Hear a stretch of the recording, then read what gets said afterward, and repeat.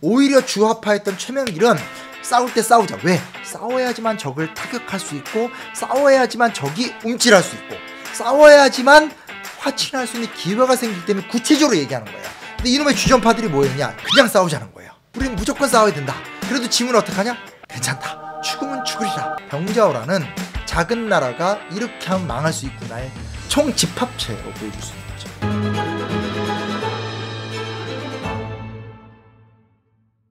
이번에 그 소현세자가 나오거든요. 근데 소현세자를 좀 이제 왕들에 비해서 인조나 강해군 이렇게보다는 잘 몰라가지고. 소현세자가 나온다고 하더라고요. 반가운 사람이고요. 사실은 이제 이게 약간 오해도 있고 과대평가가 된 측면도 있습니다. 결론부터 말씀드리면 한편에서는 안타깝고요. 한편에서는 과장된 평가가 있어요. 하나는 이 사람이 이제 볼모가 돼서 인조 대신해서 심양이라는 이제 지금도 이제 중국 만주 지역의 중심부죠. 그리고 이제 청나라의 당시 뭐 수도 역할을 했었던 그곳에 이제 오랫동안 볼모로 끌려가요. 이제 심양 장계라는 글이 있는데 계속 이제 정세를 보고하면서 조선에도 지금 어떻게 돌아간다는 것도 알려주고, 무엇보다 이제 그곳에서 어떻게 해서라도 좀 이렇게 조선의 입지를 잘 이렇게 좀 다져주고, 그리고 조선에게 좀 득이 되는 방향으로 뭔가를 만들어 가려고 노력을 많이 했어요. 강제로 이제 병자호란에서 조선이 패배하면서 강제 동맹국이 되거든요. 그러고 나면 이제 용골대, 마부대 뭐 이런 사람 나와요.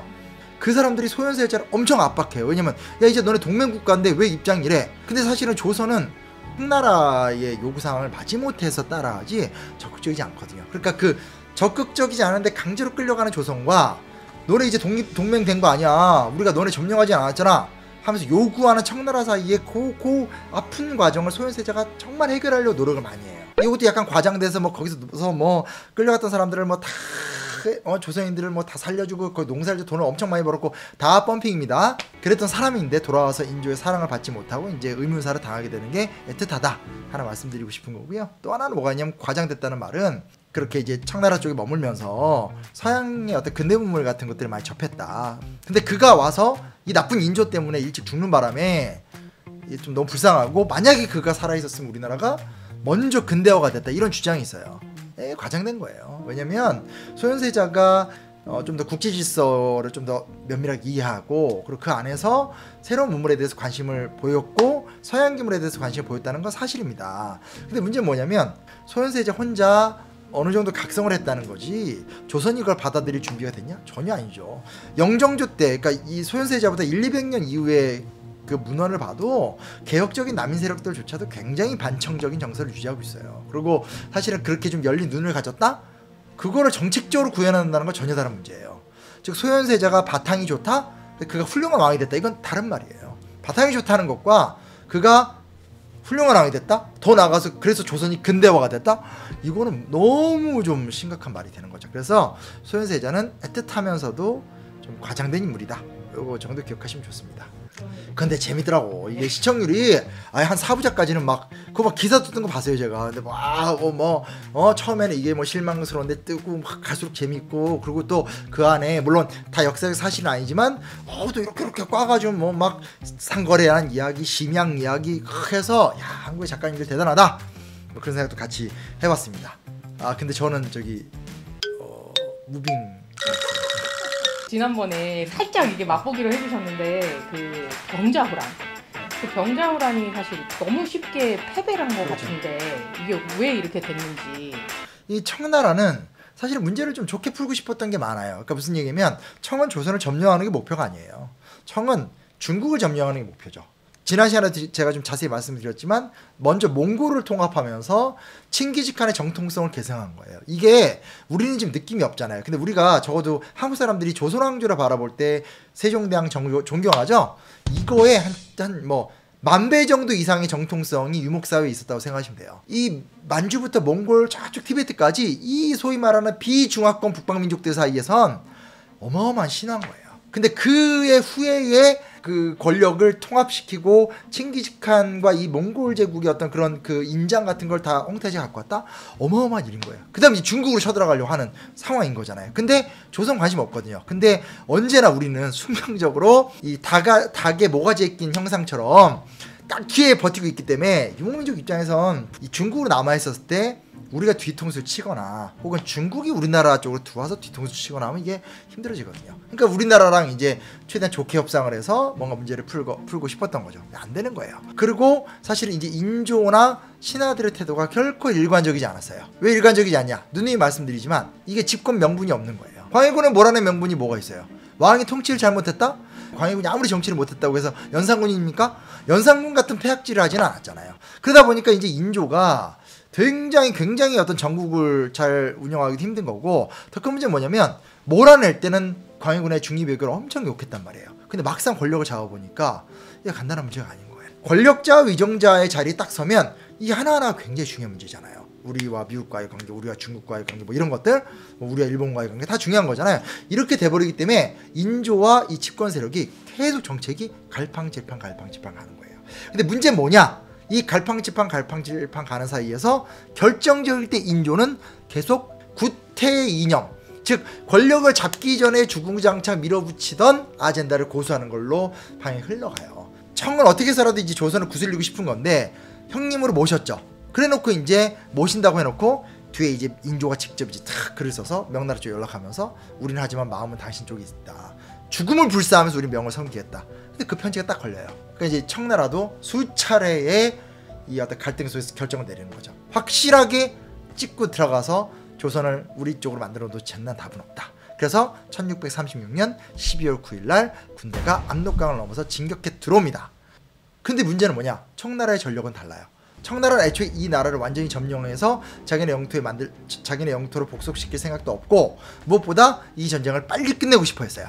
그러다 보니까 산성으로, 평안도 쪽의 산성으로 그나마 있었던 병력들이 올라가면서 저항태세를 갖췄는데 걔네들하고 안 싸우고 그냥 밀고 내려오는 거예요. 즉 의도하지 않았는데 길을 열어준 꼴이 된 거예요. 황당한 상황인 거죠. 그렇죠? 그래서 그런 상황이 되니까 평안도 쪽에 있는 군대가 당황하죠. 봉화를 막 올려요. 근데 여기서 결정적인 사건, 황해도 황주에 주둔하고 있던 도원수 김자점이가, 하여튼 이게 임진왜란 병자호란 나중에 제가 탈탈 털어드릴게요. 하여튼 요때 이제 별놈의 인간들이 다 있는데 이 김자점이가 이 봉화를 무시합니다. 왜? 겨울에 전쟁이 안 일어난다. 겨울에 전쟁이 일어날 리가 없다고 보면서, 마치 옛날에 그 임진왜란 때 김성일이가 일본 전쟁 지금 다 하고 있는 거 보고 와가지고 이 얘기 그대로 고지고대로 했다간 민심이 동요한다. 난 그래서 전쟁 안 일어날 것 같다. 거의 비슷한 상황이 되는 거예요. 그래서 봉화를 무시해버리니까 그 다음에 황해도에서 불이 꺼지니까 그 다음에 불이 이어지지 않잖아요. 이러면서 이제 사실상 완전히 뭐 파국지세를 밀리게 되고, 그 밀리는 상황에서 강화도로 도망가지도 못하고 남한산성으로 들어갔는데, 사실 남한산성은 언제나 이야기하는 거지만 천혜의 요지고 이곳에 충분한 물자를 갖고 들어가면 단단하게 버틸 수가 있는데, 급하게 이제 뒤늦게 들어오면서 진짜 이러면서 강화도로 가지 못하고 일로 들어간 거거든요. 그러다 보니까 이제 결국은 그곳에서 제대로 된 항전을 못하죠. 요거는 이제 영화 남한산성에서 꽤 묘사가 그럭저럭 잘 됐고, 아마 우리 연인 드라마에서도 또 재밌게 나오지 않을까. 그 학교에서는 이제 뭐 주전파와 주화파가 나뉘어서 대립을 했다 이렇게 배웠거든요.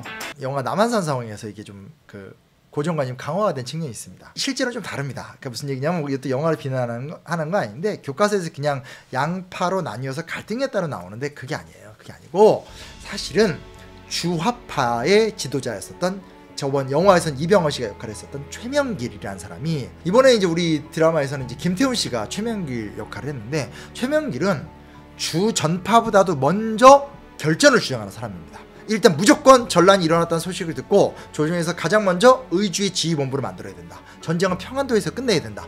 제가 지난편에 말씀드렸죠. 우리나라에서 싸움 제일 잘하는 사람들 평안도에 몰려있다.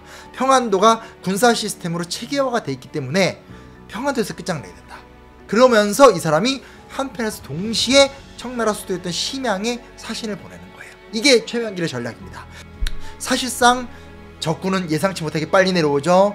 최명길은 이렇게 방책을 얘기하면서 막자고 하는데 막을 병력은 없죠. 그런 상태에서 더 답답한 게 뭐냐면, 그 다음에 여기서 주전파가 문제인데, 이 주전파는 그냥 국왕께서 맞서 나가시면 구름대처럼 백성들이 밀려오니까 싸웁시다만 얘기하는 거예요. 오히려 주화파였던 최명길은 싸울 때 싸우자. 왜? 싸워야지만 적을 타격할 수 있고, 싸워야지만 적이 움찔할 수 있고, 싸워야지만 화친할 수 있는 기회가 생기기 때문에 구체적으로 얘기하는 거예요. 결정적인 게 남한산성에 들어가서도 기습전 얘기하고, 외부에서 지금 같이 오는 저기 강원도나 이쪽 다른 지역의 병력, 그 충청도 병력의 관군과 내응을 하자라든지 의병과 연계를 싸우자고 하는 등등 포인트를 만들어서 구체적인 군사 전략을 얘기했던 건 다 최명길이에요. 주합한 거죠. 왜? 싸워서 단 한 번이라도 이 자식들한테 우리가 강하다는 걸 보여줘야지만 협상을 할 수 있으니까. 그러면서도 목숨 걸고 계속 청나라 쪽에 전쟁 도중에 가서 화친을 시도하면서 회담했던 사람도 또 최명길이에요. 근데 이놈의 주전파들이 뭐했냐? 윤집, 김상원 뭐 이런 사람들이에요. 뭐 이 사람들은 계속 하는 얘기가 그냥 싸우자는 거예요. 우리는 제조지은의 은혜를 명나라에 지고 있고 저 자식들은 오랑캐다. 우리는 무조건 싸워야 된다. 그래도 지문은 어떡하냐? 괜찮다. 죽으면 죽으리라. 순교자도 아니죠. 그래서 강화도에 있는 행궁부터 태워버리십시오. 국왕께서 직접 개성에 가시면 장졸들이 다 나올 것입니다. 개성 평지거든요. 거기서 싸우면 큰일 나요. 이런 얘기를 해요. 근데 그중에 제가 가장 인상적인 게 뭐냐면, 야, 협상하는 과정 중에 윤휘라는 자가 있어요. 이 윤이라는 작자가 주전파입니다. 이 사람이 가본 거예요. 가봤더니 충격받은 거예요. 왜 충격을 받았냐? 제가 한번 읽어드릴게요. 신이 생각건데 이상한 점이 있습니다. 제가 갔다 온 거예요. 오랑캐의 성품은 몹시 탐욕스러운데 어찌된 일인지 피란민들의 물자를 일절 약탈하지 않습니다. 그뿐 아니라 그들의 대우는 아주 잘 정돈되어 있고 전만은 멀리서 왔음에도 불구하고 조금도 피곤해 보이지 않습니다. 그럼 내가 어떻게 해야 되지? 내가 잘못 생각했나? 내가 좀 입장을 바꿔야 돼. 명길이 말이 맞지 않을까? 아씨 어떻게 해야 되지? 이렇게 가야 되잖아요. 근데 이 글 끝에 뭐라고 나온 줄 알아요? 참으로 괴이하고 흉특한 일이 아닐 수 없습니다. 그러니 우리는 가서 싸워야 되겠습니다. 그러니까 무슨 얘기냐? 현실을 보고도 이념의 경도가 돼 있기 때문에 또 주전파를 외치는 거예요. 그래서 제가 이제 무슨 그 언제나 얘기하는 거지만 작가적 상상력을 뭐라고 그러는 건 아닙니다. 하지만 중요한 사실, 어떻게 보면 우리 역사학계가 또 역사 교육계가 만들어낸 잘못일 수도 있어요. 암기 위주의 교육, 주전파와 주화파의 대립. 실제로 그렇지 않습니다. 더 효과적인 싸움을 외쳤던 사람들은 주화파고요. 주전파는 정말 맹목적이고 관념적으로 세상에 우리나라를 지키는 것도 아니고, 이 얘기가 차라리 싸우다 죽자, 우리는 조선의 후예다, 단군의 후예다, 이러면 제가 감동이라고 했는데, 명나라의 후예다라는 거, 명나라의 후예다, 이렇게 가니 이게 얼마나 나쁩니까? 그리고 사실은 이 사람들이 병자호란 끝난 다음에도 거의 영웅처럼 칭송을 받아요. 그래서 조선 후기 때 왜 조선이 이렇게까지 무능하게 됐냐? 사실은 병자호란의 이 정신적인 타락한 정말 퇴색된 이념이 영조 정조 때도 그대로 내려옵니다. 영조 정조도 극복하지 못해요. 영조 같은 사람은 똑같이 생각하거든요. 그래서 그런 게 있다라는 것들 좀 알아두셨으면 좋겠다. 말하다 보니까 막 심장이 터질 것 같아요, 지금.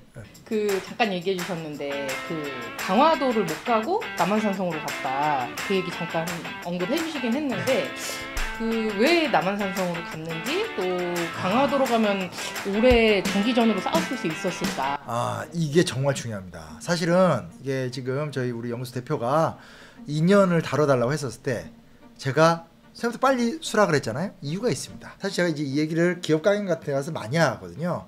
뭐냐면 강화도에 대한 환상, 잘못된 믿음이 있어서 이 전쟁이 최악으로 치달았습니다. 몽골의 항쟁 속에서 강화도가 오랫동안 버텼다. 이거 지금 우리도 상식처럼 외우는 이야기죠. 그거 아니에요. 무슨 얘기냐면 몽골은 1차 침략, 2차 침략 때를 제외하곤 실제로 우리나라에 어마어마한 대군을 보내지 않았고요. 강화도로 피난 갔었던 고려 왕조를 직접 전복하기보다는 전국을 돌아다니면서 약탈을 하면서 이 좀 힘빼기 작전을 많이 했었습니다. 그리고 가장 결정적 차이가 뭐냐면 강화도로 고려 조정이 들어갈 때는 삼별초를 끌고 들어갔어요. 삼별초가 정확히 몇 명인지 모르지만 적어도 한 5, 6만 명 정도 되는 최정예 부대를 데리고 들어갔던 건 확실해요. 저도 그냥 맹목적으로 공부를 했었거든요. 근데 어느 날 제가 이제 강화도를 답사를 갔어요. 그날 날씨가 되게 좋았었거든요. 강화도 돈대에서 이렇게 바라보는데 세상에 강화도가 김포랑 붙어 있잖아요. 날씨 맑은 날 보면 강폭에 이 물이 안 흔들려요. 그리고 저 걸어서도 건널 정도로 좁아요. 무슨 얘기냐면 실제로 이게 해안선이 안 좋고 해안선이 좀 짧고 이래야지만 방어하기 쉬운데, 사실 강화도는 김포랑 너무나 밀집되어 붙어있기 때문에 방어하기 좋은 지형이 아니에요. 제가 그걸 보고 되게 놀랐었어요. 나는 옛날에 교과서에서 이렇게 배운 것 같은데 이게 좀 이상하다. 그래서 제가 자료를 찾아본 거예요. 근데 실제로 보면 몽골과의 싸움에서 고려 조정은 강화도를 둘러싼 결전을 거의 안 합니다. 근데 이게 이야기가 엄밀하게 내려오지 않고 환상처럼 이렇게 전달되다 보니까 당시 인조 집정부 김유를 비롯해서 이 어떤 그 인조를 떠받드는 핵심적인 세력들은 다 강화도가 만능이라고 믿었던 거예요. 그래서 전쟁이 일어나자마자 강화도로 피난 갈 것, 강화도는 만능의 섬이다. 강화도로 도망가면 우리가 무조건 살아납니다. 이렇게 생각한 거예요. 근데 제가 말씀드렸듯이 첫 번째, 강화도는 그렇게 방어하기 만만한 섬이 아니다라는 거예요. 두 번째, 더 큰 문제는 뭐냐? 청나라는 몽골인이 아니에요. 몽골은 저 몽골 초원에서 내려온 사람들이니까 이 사람들은 유목민족이잖아요.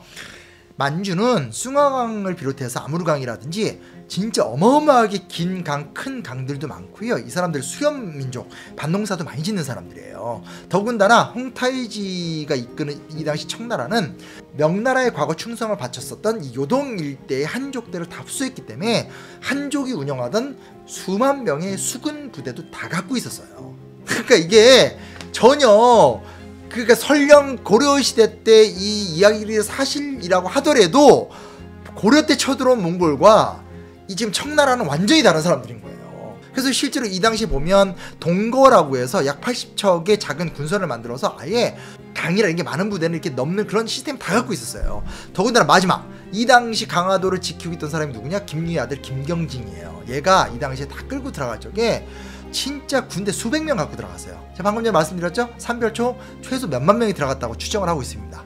최고의 정예부대. 얘는 몇백 명 갖고 들어갔어요. 그리고 들어가면서도 이 김경진이가 이 환상된 믿음 속에서 지 재산 다 끌고 들어가고요. 그리고 가보니까 그 안에 해안선은커녕 강화성조차 제대로 정비가 안 돼 있어요. 뭐 어떻게 되겠어요? 거기서 엄청난 사륙전이 정말 청나라 군대가 너무나 쉽게 강화도 북문부터 쳐들어오거든요. 쉽사리 점령한 다음에 차근차근 무너뜨렸죠. 근데 문제 뭐냐? 그렇게 해서 강화도가 손쉽게 함락이 되니까 강화도 만능론에 심취해 있었던 남한산성의 조정이 한번 흔들리는 거예요. 그래서 제대로 된 항전도 못하고 바로 나와서 항복을 하게 된 거예요. 병자호란은 작은 나라가 이렇게 하면 망할 수 있구나의 모든 어떤 그 총집합체로 보여줄 수 있는 거죠. 이런 생각하니까 또 광해군이 생각나는 거예요. 근데 더 슬픈 사실이 뭔지 알아요? 이때 광해군이 살아있었어요. 제주도에 유배대가 있습니다. 슬픈 거죠. 네. 그래서 앞으로 이 인연이란 드라마가 어떻게 이야기가 전개가 될지 모르겠습니다. 그리고 어찌됐건 드라마는 드라마니까 그 안에서 벌어지는 휴머니티, 인간적 노력들, 또 오늘 우리의 입장에서 바라보는 역사에 대한 창조적인 생각들을 같이 나가겠죠. 뭐 무빙에서 사람 둥둥 떠다니는 것 같고 비역사적이야 이렇게 얘기할 수는 없고, 저도 막 그거 보면서 다 혼자 속으로만 막 연도가 안 맞는데 뭐 거기 나오는 거 90년대, 또 제가 현대사 원래 연구자니까 안 맞는데 이렇게 하지만 드라마는 드라마일 뿐이죠. 그래서 이제 그런 것도 많이 기대하는데, 그래도 이런 거 좀 같이 보시면서 또 보면 더 재밌지 않을까. 앞으로 사극 만들 때 저 불러다 또 빠친코 자문한 인터내셔널한 또 이 역사학자니까 근데 시즌2에서 연락이 안 오네요. 드라마 이거 하면 사실 댓글 많이 달리는데 궁금한 거나 관련된 질문이 있으면 제가 답글 대잔치 뭐 이런 거 한번 영상 해보도록 하겠습니다.